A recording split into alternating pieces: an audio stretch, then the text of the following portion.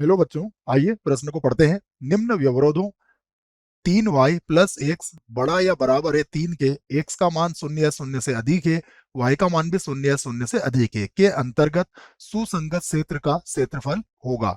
और हमें विकल्प ए दिया है परिबद्ध, विकल्प बी दिया है अपरिबद्ध, विकल्प सी दिया है अवतलाकार, विकल्प डी दिया है उत्तलाकार। और हमें इनमें से सही विकल्प का पता लगाना है। प्रश्न को हल करें उसके पहले हम मुख्य अवधारणा लिखेंगे। मुख्य अवधारणा मुख्य अवधारणा में हम प्रश्न को हल करने के लिए रूपरेखा बनाएंगे। तो मुख्य अवधारणा, तो इसमें जो हमारी पहली रूपरेखा होगी वह यह होगी कि हमें असमीका को हल करना है। तो पहले हम क्या समझेंगे? असमीका को हल करना। असमीका को हल करना, हल करना। दूसरी रूपरेखा हमारी यह होगी सुसंगत क्षेत्र प्राप्त करना। सुसंगत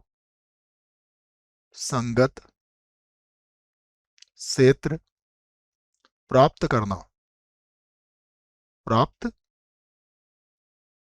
करना। आइए अब हम दिए गए व्यवरोध को लिखते हैं। पहले हमें जो व्यवरोध दिया गया है वो है 3y प्लस एक्स, और ये बड़ा या बराबर है किसके? 3 के। सबसे पहले हम इसके संगत क्या बनाएंगे? इसके संगत एक समीकरण तैयार करेंगे। तो समीकरण क्या बनेगी? 3y प्लस एक्स बराबर हो जाएगा 3। चाहे तो इसे समीकरण एक बना सकते हैं। अब इस पर हम सबसे पहले बिंदु लेंगे। तो इस पर लिया जाएगा बिंदु। बिंदु के लिए हम सबसे पहले x का मान 0 रखेंगे, तो y का मान हमें क्या मिलेगा? 1। तथा यदि हमने इसमें y का मान 0 रखा तो x का मान कितना मिलेगा? हमें 3। तो ये 3,0 हो जाएगा।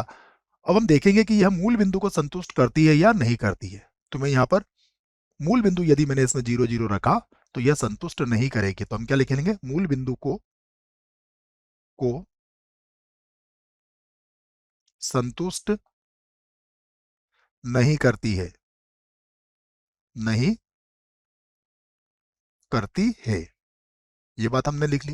ये हमारा पहला व्यवरोध था। दूसरा व्यवरोध क्या दिया गया है उसे भी देख लेते हैं। दूसरे व्यवरोध में हम दोनों व्यवरोधों को साथ में लिख सकते हैं। एक्स का मान भी 0 या 0 से अधिक है और y का मान भी 0 या 0 से अधिक है। इसका तात्पर्य क्या होता है कि हम पहले चतुर्थांश की बात कर रहे हैं। तो पहला चतुर्थांश, चतुर्थांश में आपका उत्तर होगा। अब हम दोनों की सहायता से एक आलेख बनाते हैं जिससे कि हमें सुसंगत हल क्षेत्र प्राप्त होगा। तो मैं यहां पर बना देता हूं इससे संबंधित सुसंगत हल क्षेत्र। ये यहां पर हम बना लेते हैं। ये एक्स अक्ष हो जाएगा, ये वाई अक्ष होगा, ये मूल बिंदु होगा, ये वाई डैश हो जाएगा और ये एक्स डैश अक्ष हो जाएगा। बिंदु की बात करते हैं तो बिंदु क्या दिया है हमें? हमें आया है 0,1। तो 0,1 हमें यहाँ पर कहीं पर मिल जाएगा। ये बिंदु क्या हो जाएगा? 0,1। अगला बिंदु क्या है? 1 2 3,0। तो इस बिंदु को हम ले लेते हैं जो कितना होगा? 3,0। अब दोनों को मिला के हम एक रेखाखंड खींच सकते हैं। दोनों को मिलाते हुए हम एक रेखा यहाँ पर खींच देते हैं। ये हमने एक रेखा यहाँ पर खींच दी है दोनों बिंदुओं को मिलाती हुई। अब चूंकि ये रेखा मूल बिंदु को संतुष्ट नहीं करती है तो इसका जो हल क्षेत्र होगा वो किधर होगा? मूल बिंदु के विपरीत ओर होगा इसका हल क्षेत्र। और प्रथम चतुर्थांश में है तो हल क्षेत्र कुछ इस प्रकार से बनाया जाएगा। याद रखें आप, ये इसका हल क्षेत्र होगा। ये इसका मैंने पूरा हल क्षेत्र बना दिया है। तो ये क्या होगा? इसका सुसंगत हल क्षेत्र। हल क्षेत्र। अब हल क्षेत्र अगर आप ध्यान से देखें तो ये हल क्षेत्र क्या है? खुला हुआ है, अर्थात ये अपरिबद्ध है। हल क्षेत्र क्या है? अपरिबद्ध है। तो यहाँ पर विकल्प की तरफ चलते हैं हम। तो पहले परिबद्ध विकल्प गलत होगा, अपरिबद्ध क्या है इस प्रश्न के लिए सही विकल्प है।